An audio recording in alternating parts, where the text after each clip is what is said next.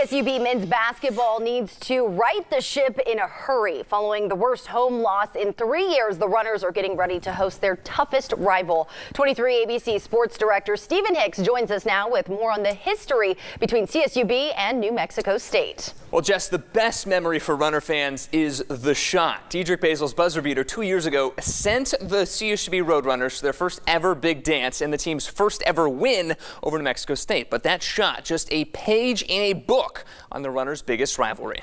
For there to be a rival, there needs to be an even exchange.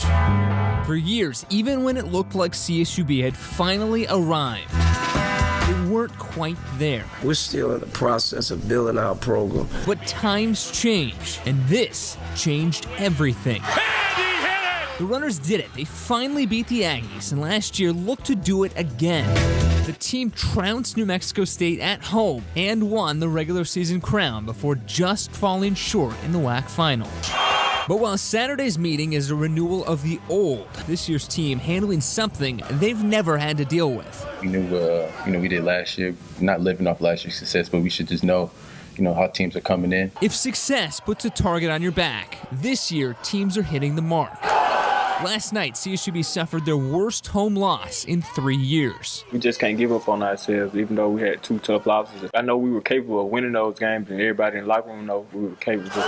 Capable at full strength. Sometimes you have to take a setback to have a comeback. Senior point guard Brent Wrapp is expected to be back after Thursday's illness, but the status of Damiyne Durham's suspension remains unknown. I could have compromised what we do to allow him to play, because this is a game that probably, if you write it on paper, you got Damiyne Durham out there. There was a lot of open shots out there. He probably make it. We win the game. That mentality of the program being bigger than one game could even extend to the rivalry. They got a chance to pounce on us, and they're going to try to do it. The Aggies, one of the best teams not just in the WAC, but in the country. But Barnes saying to not count out his runners too soon. We'll come to the game prepared. We won't come and lay down. We won't come here expecting to lose anything. That's just not what we do.